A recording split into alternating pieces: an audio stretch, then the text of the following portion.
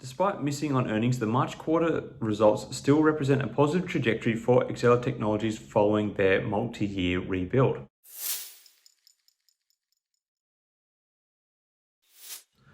Hi again everyone, I hope you're all doing really well. So I thought I would provide another update on Exela Technologies, ticker symbol XELA or XELA, in light of the spate of new deals that have recently been signed by the company, as well as the release of their March quarter results, as well as the upcoming Exela preference share offering round 2, which is fast approaching. There is a bit to cover, so I'm going to get straight into it. To start with earnings, Exela Technologies reported a quarterly adjusted loss of 17 cents per share for the quarter ending in March. The main expectation of the two analysts that cover the stock were expecting a 10-cent per share loss, so earnings were a miss this time around. During the quarter, Exela saw revenue fall 6.9% compared to this quarter in 2021, posting $279.4 million. In this period, analysts had expected for the company to secure $284.91 million in revenue. So overall, the company reported a quarterly GAAP loss of $57.9 million. So again, this was a miss from the company in terms of earnings, but not as bad as the loss per share. The difference between these two suggests that the company's overheads continue to put some pressure on earnings, aka the large amount of debt being carried by Exela. While it is still disappointing to see losses being posted, it is worth noting that the 17-cent per share loss still reflects a continued improvement in regards to profitability when compared to more previous quarters. In fact, it was the company's best quarter in over 2 years, so the company is definitely showing signs of improvement. Exela Technologies shares have been a very poor performer in recent times, having fallen by 11.1% just this quarter and also losing 57.8% so far for the year. This has been a result of the declining revenues experienced as the company emerges from its long-running 3-year transformation and reorientation. Despite this poor performance, Wall Street median 12-month price target for Exela Technologies is still at $1.28, which is 400% higher than the current share price, but also roughly the value of the share price being offered through the preference share offering.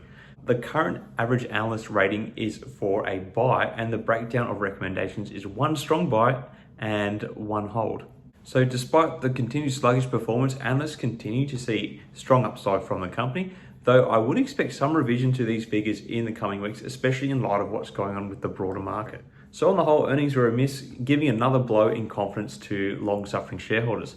On the surface, this may be disappointing given that Exela has recently announced a raft of large deals they have signed with clients, particularly in Europe, including a 5-year contract with Austria's national leading railway company, OBB, just announced yesterday, as well as the multi-year deal with Financial Informatic, Europe's largest financial enterprise, in the sense that they provide online security for many of the banks' online operations.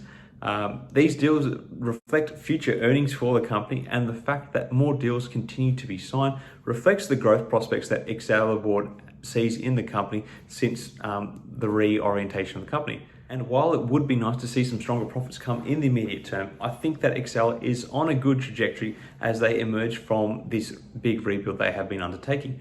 And I would have to agree with the board that the company is growing and on a trajectory that makes the current share price seem quite undervalued. And this leads me into the preference shares. This is something that has confused me in the previous iteration, but Exela has now confirmed that the new offering of preference shares will contain 20 votes per share held, so shareholders will not lose any voting power by transferring to the new preference share offering. I have said it before that I did transfer most of my Exela holding in the first round of the XELAP preference share offering, as it just seemed like a much better value for money proposition, especially when you consider the size of the annualized dividend on offer, which would currently yield about 20% based on the current price of regular Exela shares if you were to convert to this latest offering. But remember, if you want to do so, you need to be fast, as the offer is soon expiring on May 16th. The current tech self is potentially presenting a number of significant buying opportunities in the space, and if you have faith in Exela Technologies as a company longer term, this preference share offering could be one of the best dividend opportunities going around. Not that this is investing advice. Anyway, that's about it for this one. Let me know your thoughts on Exela in the comments below. Were you surprised with the earnings results? Do you still have faith that the company is moving in the right direction, or are they just a slowly sinking ship because of all the debt they have on board? Till next time, everyone, may the markets trade in your favor. Cheers.